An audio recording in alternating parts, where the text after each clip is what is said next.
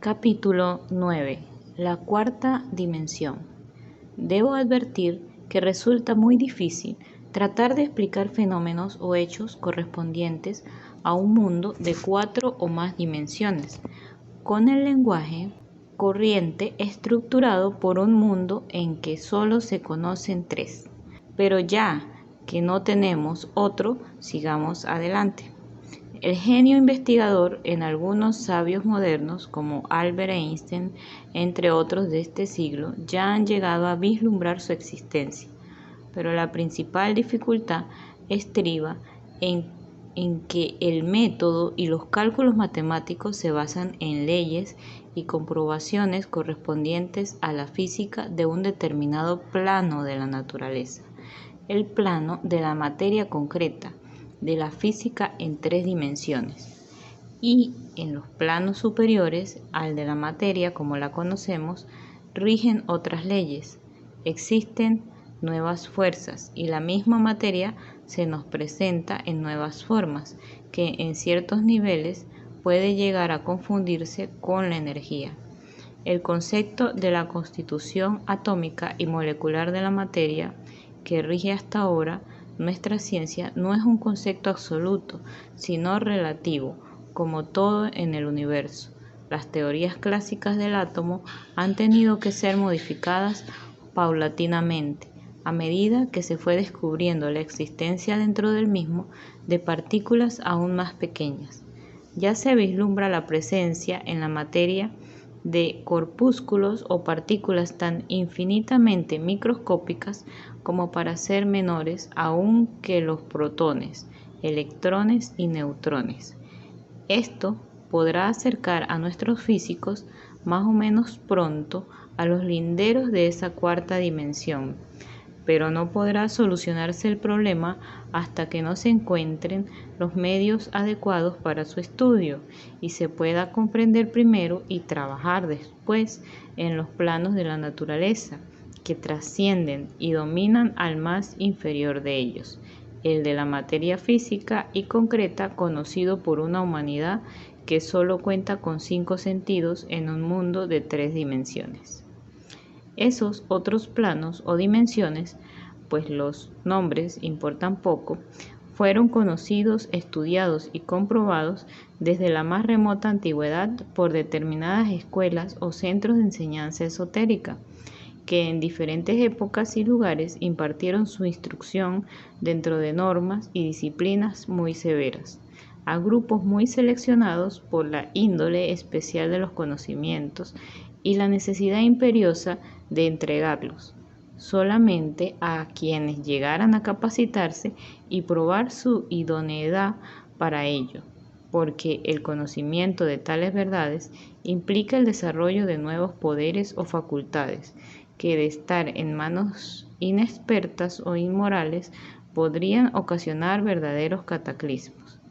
El dominio absoluto de la materia y sus relaciones íntimas con la energía dentro de los infinitos límites del cosmos solo pueden ser obtenidos por quienes, a través de una larga evolución, hayan alcanzado los más altos niveles morales, intelectuales y mentales, para no hacer mal uso en ninguna parte ni en ninguna forma de esos mencionados poderes, que van implícitos en cada una de las grandes verdades ocultas en los diferentes niveles, planos o dimensiones en que se divide el universo físico y su contraparte o cosmos integral.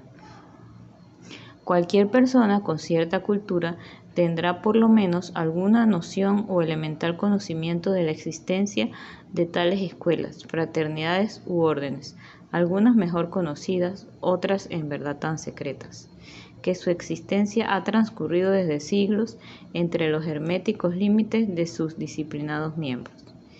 ¿Quién no ha oído hablar, por ejemplo, de los hermanos esenios, de la época de Cristo, de los Rosacruces o Fraternidad Rosacruz, de los magos de Zoroastro en la antigua Persia, de las sociedades o escuelas teosóficas, de los misterios de Eleusis en la antigua Grecia, de los misterios lamasterios del Tíbet y de la India, o de la moderna fraternidad universal de hermanos acuarianos u orden Aquarius. Pero habrá muchos que puedan saber algo positivo acerca de los hermanos de la Esfinge del antiguo Egipto, de la hermandad secreta de los antiguos nazarenos, de los herméticos caballeros de la mesa redonda o de los invisibles discípulos de la gran logia blanca de los Himalayas. Mucho ha avanzado nuestra cultura en los últimos siglos. Es encomiable el rápido y sorprendente desenvolvimiento de la ciencia y de la técnica, en especial lo que hemos alcanzado en las últimas décadas del presente siglo.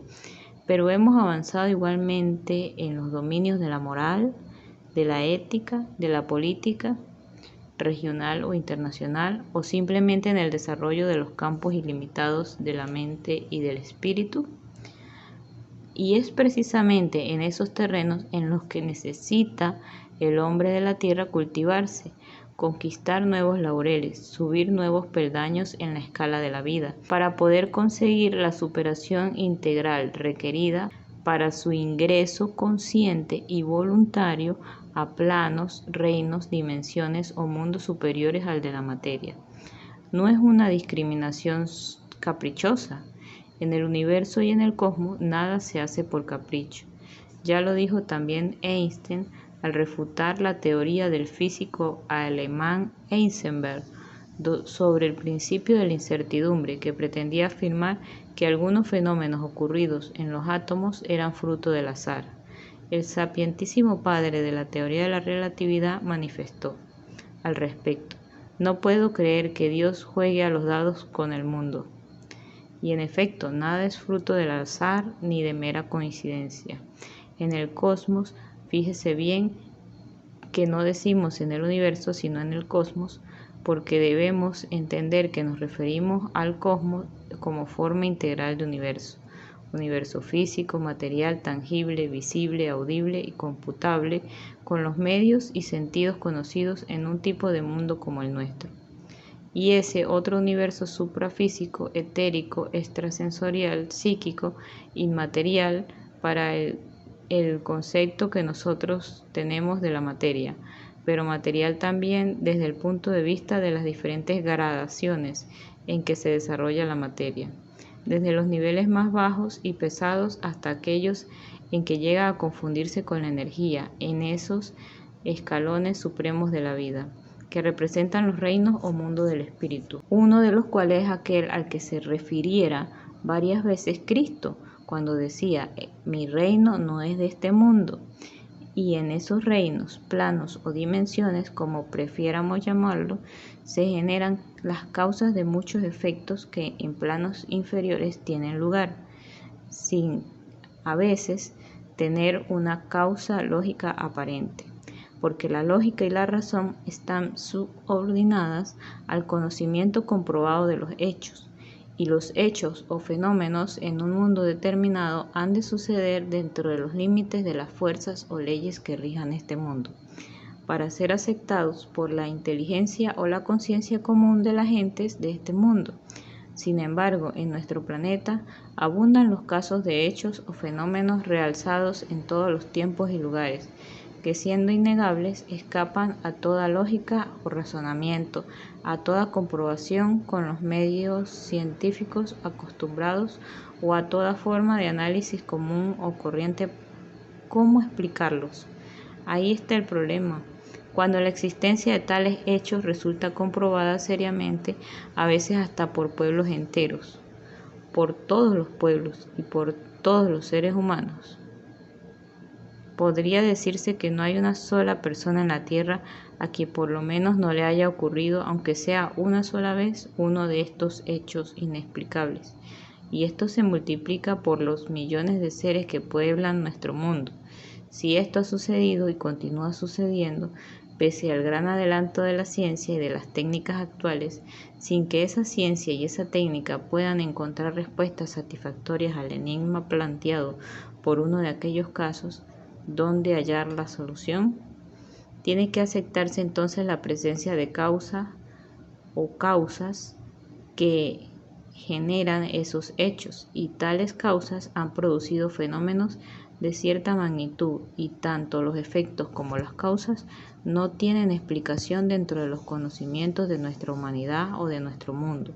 Es forzoso reconocer que han de existir fuerzas o entidades generadoras de aquellas.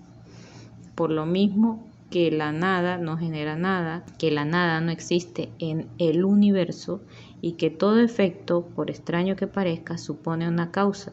Y si esa causa escapa a toda posibilidad de explicación terrena, es debido a que nuestros conocimientos aún no llegaron al nivel en donde se mueven, reinan o se desarrollan tales fuerzas o entidades. En otras palabras, estamos a la puerta o en la frontera de esos mundos superiores a que nos venimos refiriendo, planos o dimensiones como nos plazca llamarlos, en los que se genera o tiene su evidente expresión los múltiples aspectos de la vida eterna, todavía incomprensibles por nosotros. Uno de esos planos, el más cercano, es aquella cuarta dimensión. Viene a ser como si dijéramos un puente entre nuestro mundo físico y los mundos superiores suprafísicos, o planos de materia y de energía superiores a todas las conocidas por humanidades del tipo de la nuestra. La que habita en Ganímedes, ya lo hemos dicho, posee dos sentidos más, y con ellos los medios e instrumentos para actuar simultáneamente en los planos inferiores y en el inmediato superior. El sexto sentido, o de la clarividencia y clariaudiencia, permite recibir, organizar y controlar conscientemente y voluntariamente la amplísima gama de fenómenos que se originan y tienen su cabal expresión en las nuevas formas que asume la materia en ese plano y las diferentes clases de ondas y frecuencias vibratorias que se manifiestan en el mismo. Vale decir que la materia y la energía ofrecen nuevos campos de experimentación y de trabajo a quienes poseen tal sentido, que, en cierto modo, es aquel tercer ojo del que nos han hablado antiguas escuelas esotéricas orientales. Pero ya dijimos, y debe tenerse presente, que los hombres de Ganímedes lo tienen por naturaleza. Es un sentido con órganos fisiológicos propios y de nacimiento. Se ha dicho igualmente que resulta difícil explicar en lenguaje de otro mundo realidades o fenómenos de un mundo diferente. Procuraremos ayudarnos en la tarea con ejemplos del funcionamiento de tal facultad o sexto sentido. En primer lugar, hemos de recordar que la constitución atómica y molecular de todos los cuerpos, sean elementos o compuestos, según la clasificación de nuestro mundo, alcanza niveles cada vez más sutiles y actúa dentro de la influencia de fuerzas y energías, también diferentes en varios aspectos a las ya conocidas por nosotros. Todas ellas son captadas por el nuevo sentido, y esto no es difícil de entender si recordamos que entre nosotros muchas ondas visuales y sonoras escapan a los límites de nuestra vista y de nuestro oído.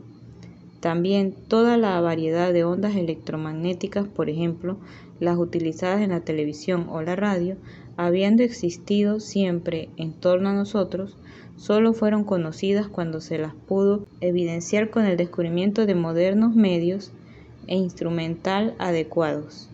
Otro ejemplo más sencillo aún nos lo da la fotografía con rayos infrarrojos. Sabemos cómo es posible impresionar placas en la oscuridad, pero con la ayuda de los rayos infrarrojos, que no son visibles por el ojo humano, se logra hacerlo. Igual fenómeno acontece con los rayos X. La retina es incapaz de captarlos, pero desde su descubrimiento por Conrado Röntgen han sido posible ver a través de ciertos cuerpos opacos. Claro que esta visión no es absolutamente clara, ni alcanza a la materia total universal, ni menos a la cósmica, pero nos permite evidenciar objetos que sin ellos estaban fuera del alcance a nuestra vista común. Algo parecido, en escala mucho mayor, es aquel sexto sentido o tercer ojo. Esta denominación de origen oriental no es propiamente exacta. No se trata en realidad de un nuevo ojo, sino de la facultad de percibir claramente los fenómenos, fuerzas y entidades que existen dentro de un plano en que la materia se encuentra en grados más sutiles que los conocidos en otro plano inferior de la naturaleza que es el nuestro. Los descubrimientos cada vez más notables en el campo de la electrónica, de las ondas electromagnéticas y otros en el curso de este último siglo nos demuestran la realidad de tales fenómenos. Y si tenemos en cuenta que a cada plano de la naturaleza o dimensión en la escala de la vida corresponden ciertos grados o límites de sutileza, frecuencias de ondas o manifestaciones de tipo etérico de la substancia cósmica universal que intervienen en las diferentes formas como se manifiesta la vida en todos y cada uno de los planos o mundos que integran el cosmos, podremos comprender que el problema se reduce a encontrar los medios de evidenciar tales formas de vida, como ya se ha obtenido en algunos casos con los últimos descubrimientos, algunos de los cuales hemos mencionado. El sexto sentido, por lo tanto, siendo una facultad nueva que se manifiesta a través de todo el cuerpo, especialmente el cerebro, permite conocer la vida y los seres que viven dentro de aquellos límites a los que no alcanzan las posibilidades materiales sensorias de un plano inferior. Así, quienes los poseen pueden ver a través de todas las formas de materia sólida, de las paredes, las más compactas rocas, metales o cuanto conocemos en nuestro mundo. Son como cristal transparente y limpio para ese tercer ojo. El interior del cuerpo humano y todos los cuerpos de todas las sustancias y todos los seres. Es perfectamente visible, comprensible y hasta audible. Nada puede permanecer oculto a tan poderosa visión, ni siquiera el pensamiento, porque el sexto sentido, ya lo dijimos, puede ver o alcanzar a percibir no solo todas estas nuevas formas de materia, sino hasta las formas que las mueven y el desarrollo y trayectoria que éstas siguen. De tal suerte, el clarividente conoce en su amplitud relativa, pues todo se condiciona al mayor o menor grado de potencia de dicha facultad, cuanto existe o vibra en un mundo nuevo. Además, el mundo físico por nosotros conocidos y en este otro plano o cuarta dimensión tienen su morada muchos seres y entidades inteligentes, no solo de tipo humano, sino también infrahumano y suprahumano, como aquellos espíritus de la naturaleza ya mencionados, y también junto con seres angélicos de nivel superior a toda la humanidad, que pueden visitarlo con frecuencia para el cumplimiento de misiones cósmicas especiales que se hallan de paso las almas de quienes abandonaron la tierra al morir. Todos estos puntos requieren una mayor explicación. Vamos a darla en un próximo capítulo.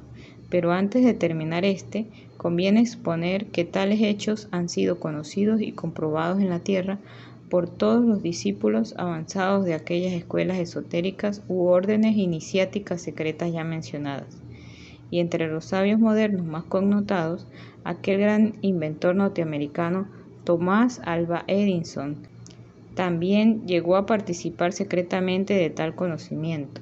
Antes de morir estuvo empeñado en descubrir la forma de construir un mecanismo que pudiese evidenciar aquel plano de la naturaleza, permitiendo comunicarnos con los muertos. Fin del capítulo 9.